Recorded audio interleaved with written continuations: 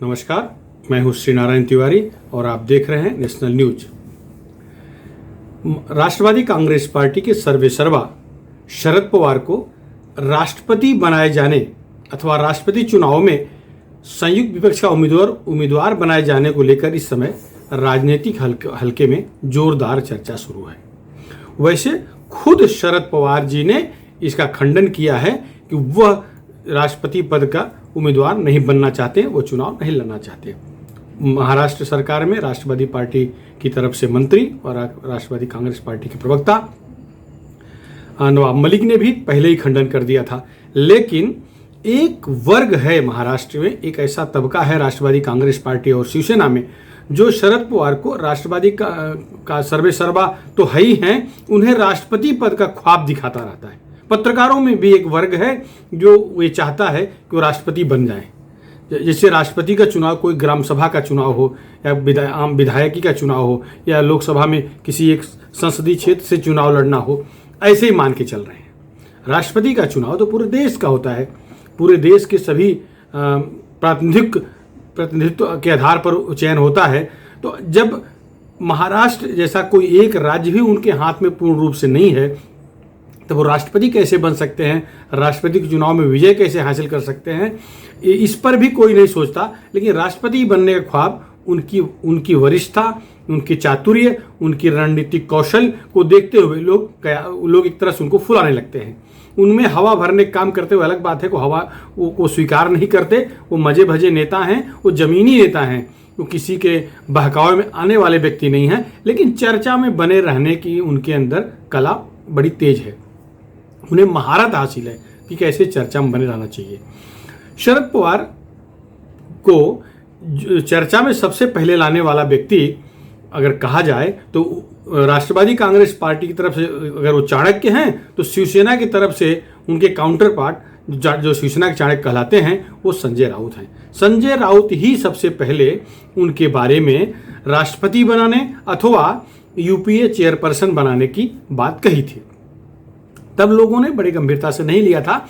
लेकिन मराठी आदमी राष्ट्रपति बने, मराठी आदमी देश के सर्वोच्च पद पर बैठे, यह मुद्दा उठा करके पत्रकारों ने, खासतौर से मराठी पत्रकारों ने इस पर खूब जम के अपना लिखान किया, लिखा पढ़ा, चैनलों में चर्चा हुई। खैर, हर राज्य के पत्रकार ये चाहते हैं कि उनका परिचित, उनका मित्र, उनकी भाषा में उनसे संवाद स्थापित करने वाला व्यक्ति प्रधानमंत्री बन जाए, राष्ट्रपति बन जाए, यदि राज्य मुख्यमंत्री बन जाए, संपर्क मंत्री बन जाए। ये तो हर पत्रकार चाहता है। और शरद पवार जी को चर्चा में लाने का जो सर्वाधिक श्रेय जाता है वो मीडिया को जाता है। जो पुराने जमाने के पत्रकार हैं, जो शरद पवार जी के निजी संबंधों में रहे हैं, वो उन्हें पहचानते हैं कि शरद पवार इस तरह से हवा मोड़ने वाले व्यक्ति नहीं है। मैं भी जानता हूँ शरद पवार हवा मोड़ने वाले व्यक्ति नहीं है। बिना किसी ठोस योजना के वो कोई कदम नहीं उठाते। लेकिन सामना के संपादक और शिवसेना के मुख्य प्रवक्ता संजय राउत को रह करके सपना आता है कि वो शरद पवार जी राष्ट्रपति बन जाएं, शरद पवार जी यूपीए का चेयरपर्सन बन जाएं, जिस पद पर आज सोनिया गांधी हैं। मतलब सोनिया गांधी को हटा करके शरद पवार जी को यूपीए का चेयरमैन बना दिया जाए और अगर मौका मिलता है तो राष्ट्रपति बना दिया जाए। इसके बाद तो जब प्रशांत किशोर की मुलाकात हुई पिछले दिनों, अब तक प्रशांत किशोर 3 बार उनसे मिल चुके हैं। 2 बार दिल्ली में, 1 बार मुंबई में बहुत पहले मिले थे। तो बंगाल विजय के बाद, बंगाल में विजय दिलवाने के बाद प्रशांत किशोर आकर के शरद पवार से जब मिले, तभी से एक चर्चा शुरू हो गई। तो अब शरद पवार जी से उनकी मुलाकात निजी है, ये वो कई बार कह चुके हैं। लेकिन ये जरूर है, एक बात मीडिया में जरूर छन के आई कि पीके ने, प्रशांत किशोर ने शरद पवार जी को राय दिया है जो कम से कम महीने में 5-6 दिन दिल्ली रहें। शरद पवार जी रक्षा मंत्री रहे हैं, केंद्र बड़े कृषि मंत्री रहे हैं, लेकिन घूम फिरकर उनका जो महाराष्ट्र मोह है उससे बाहर कभी नहीं गए। दिल्ली में एक बार प्रेस कॉन्फ्रेंस में जब उनसे कोई सवाल किसी असम के पत्रकार ने पूछा था, तो बोलते बोलते उन्होंने, एक मराठी पत्रकार भी साथ में उस सवाल किया था, तो उन्होंने बाकायदे बारामती का उदाहरण दे दिया, जो असम के पत्रकार को बारामती मालूम ही नहीं रहा होगा। खैर, वो उसका मतलब है कि उनको महाराष्ट्र के एक एक इंच जमीन, एक एक व्यक्ति, एक एक नेता, एक एक पार्टी की स्थिति, ये सब जानकारी है, ये सच्चाई भी है। तो शरद पवार को जो राष्ट्रपति बनाने जो ख्वाब दिखाया जा रहा है, वो दिखाने वाले अपनी लालच में पीके तो कंपनी चलाते हैं, पीके तो चुनावी रणनीतिकार हैं, वो उनकी कंपनी को धंधा मिले इसलिए किसी को भी राष्ट्रपति क्या अंतर्राष्ट्रपति जैसा कोई शब्द हो, कोई पद हो तो उसके लिए भी ख्वाब दिखा देंगे वो, और उन्हें सफलता मिल चुकी है। कई राज्यों में वो चुनावी रणनीति बनाए हैं और क्रेडिट ये मिली है कि वह राज्य का वह नेता जीत गया और ये सारी क्रेडिट अपने ऊपर ले लेते हैं। जैसे बंगाल में चुनाव जीतने वाली ममता है, ममता की रणनीति है, ममता की पार्टी है, लेकिन श्रेय पूरा पीके हो जाता है। अब मुद्दा चल रहा है वो शरद पवार जी के राष्ट्रपति बनने का है। तो एक चीज बहुत बड़ा इसमें जितने राज्य हैं, राज्य की विधानसभाएं, विधायक और प्लस लोकसभा के सदस्य, ये सब मिलकर राष्ट्रपति चुनते हैं। ये चुनावी प्रक्रिया है, बड़ी चीज है और ये शरद पवार जानते हैं। आज शरद पवार जी के पास महाराष्ट्र के 48 लोकसभा सीटों में से केवल 4 सांसद हैं। तो 4 सांसद ये और एक दबंग लक्षद्वीप का सांसद है, जो दबंग व्यक्ति है, अपने बल पर चुन के आ सकता है, वो एनसीपी के टिकट पर चुन के आया है। तो कुल मिला के 5 सांसद हैं। ये 5 सांसद के बल पे वो लोग यहाँ प्रधानमंत्री या राष्ट्रपति ख्वाब देखें, ऐसी बुद्धि शरद पवार जी के पास नहीं है। वो चतुर व्यक्ति हैं, नेता हैं। वो भले ही मीडिया में बने हैं, चर्चा में बने हैं, खंडन बहुत बाद में करते हैं उनके लोग, लेकिन वो जान रहे हैं कि वो चुनाव लड़ेंगे तो उन्हें क्या हश्र होगा, उन्हें क्या फल मिलेगा, वो बाकायदे जान रहे हैं। देखा जाए अगर लोकसभा के हिसाब से देखा जाए तो लोकसभा में इनसे अधिक सीट तो बसपा के पास है, मायावती की पार्टी के पास है। मायावती पार्टी के पास 10 एमपी हैं, समाजवादी के पास 5 एमपी हैं। उनसे अधिक तो बिहार की वो एलजेएसपी के पास 6 सांसद हैं। तो अब ये 5 सांसद लेकर के चुनाव जीत जाएंगे राष्ट्रपति पद का, ये सोचा ही नहीं जा सकता है।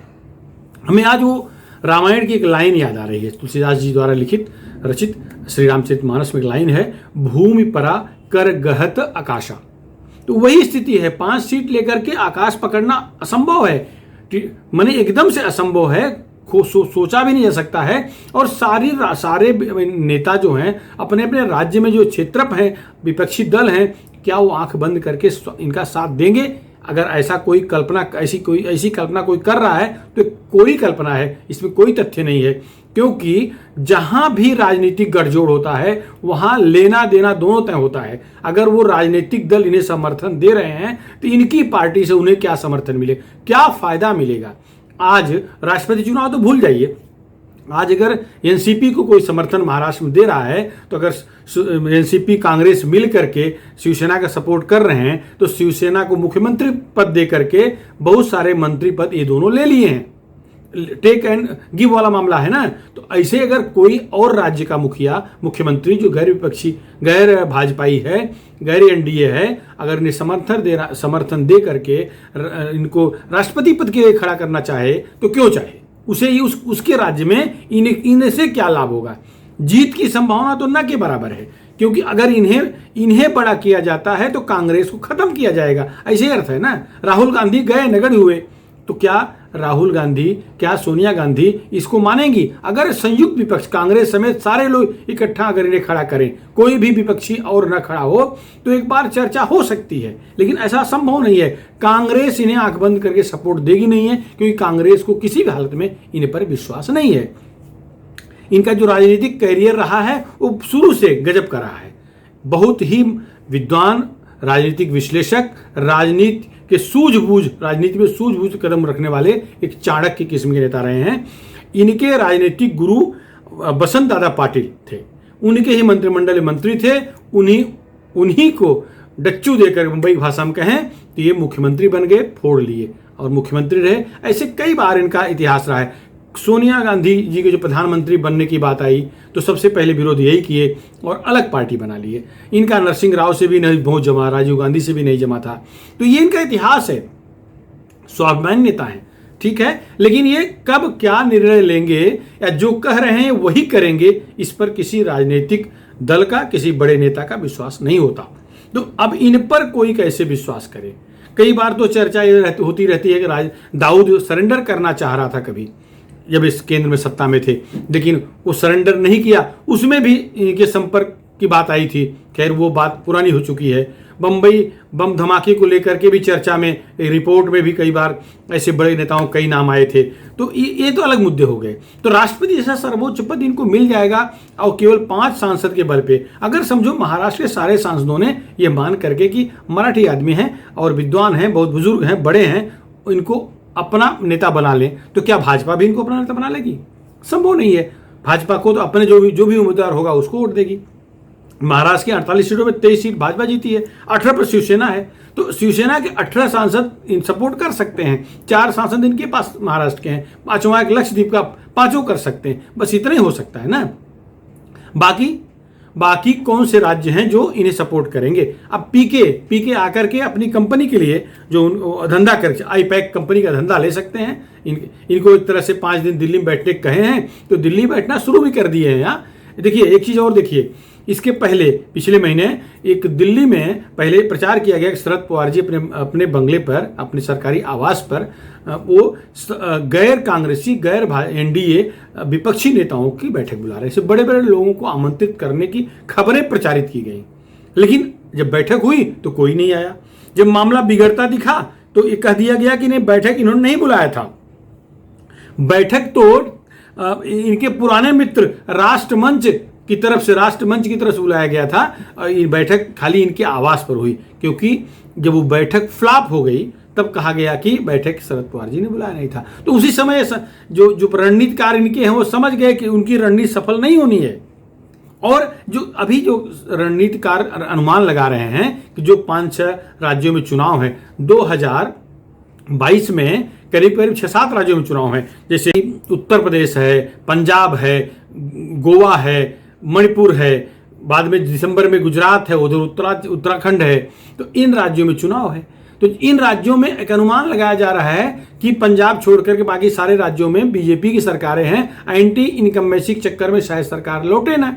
जबकि ऐसा धरातल पर नहीं दिख रहा है। पीके इनको समझा दिए हैं। तो इस स्थिति में शायद इनको लग रहा होगा पीके एंड कंपनी को कि शायद शरद पवार जी तब इनको समर्थन ज़्यादा मिल जाए। लेकिन उत्तर प्रदेश में बसपा इन पर विश्वास करेगी क्या? नहीं लग रहा है। बिहार में लालू यादव के बच्चे इन पर विश्वास करें क्या? हो सकता है करें, तो भी क्या वो स्थिति में है कि जिता सकते हैं? नहीं कर सकते। दक्षिण की स्थिति यही है। अब आज स्थिति यह है कि एनडीए का, भाजपा शासित या भाजपा के मित्र पक्षों का करीब 18 राज्यों में शासन है। 18 राज्य सरकारें उनकी हैं। तो सरकार, राष्ट्रपति तो निश्चित है उनका ही बनेगा जिनके पास बहुत सारे राज्य सरकारें होंगी, बड़ी संख्या में, सर्वाधिक संख्या में एमपी होंगे। तो इसमें शरद पवार को कोई भी लॉलीपॉप दिखाए और मान जाए, ये संभव नहीं है। शरद पवार जी ने बराबर जमीन पर उतरकर काम किया है और अभी भी जमीन पर ही रहते हैं। वो एकदम जमीनी बयान दिए हैं कि उनकी कोई इच्छा नहीं है, वो उनको असंख्या बल को जान रहे हैं। लेकिन उनके चाहने वाले मीडिया कर्मी, उनके चाहने वाले पत्रकार मित्र बराबर खबरें 2-3 दिन चला रहे हैं। जब भी मौका आता है तो एक ये बहाना जरूर रहता है कि मराठी व्यक्ति अगर राष्ट्रपति बनेगा तो आपकी क्या इच्छा है। केवल भाजपा के लोग तो वो अपने पार्टी लाइन के हिसाब से बोलते हैं, बाकी जो भी होगा वो तो यही कहेगा ना कि महाराष्ट्र का व्यक्ति अगर राष्ट्रपति बनेगा तो बड़े गर्व की बात होगी। इससे पहले प्रतिभाताई बन चुकी हैं, तो गर्व की बात तो है ही है, गर्व का मुद्दा तो है ही है। अभी देखिए पीके की सफलता कई जगह मिल चुकी है। इससे कई बार लोग अनुमान लगाते हैं कि शायद शरद पवार के बारे में जो पीके सोच रहा है शायद वो कर ले, शायद वो सफलता मिल जाए। लेकिन शरद पवार जी किसी के बहकावे में आकर के, चाहे संजय राउत की फुलाने वाली बात हो और चाहे पीके का हो, वो आएंगे ऐसा मुझे लग नहीं रहा है। शरद पवार जी ने खंडन कर दिया है कि वो राष्ट्रपति के लिए इच्छुक नहीं है। वैसे उनकी उम्र और उनका स्वास्थ्य, ये 2 और कारण हैं जो उन्हें राष्ट्रपति जैसे व्यस्त पद पर बैठना शायद स्वीकार भी न करें। हाँ, अगर बीजेपी सारे लोग मिल करके अनअपोज उन्हें राष्ट्रपति बनाना चाहें तो शायद वो स्वीकार कर लें, लेकिन जिसकी संभावना न के बराबर है। भाजपा अपना राष्ट्रपति लाना चाहेगी, एनडीए अपना राष्ट्रपति बैठाना चाहेगा। फिलहाल इस मुद्दे पर इतना ही। आपको हमारा चैनल कैसा लगा, हमारा वीडियो कैसा लगा, इसको सब्सक्राइब करें, शेयर करें, जन जन तक पहुँचाएँ। धन्यवाद।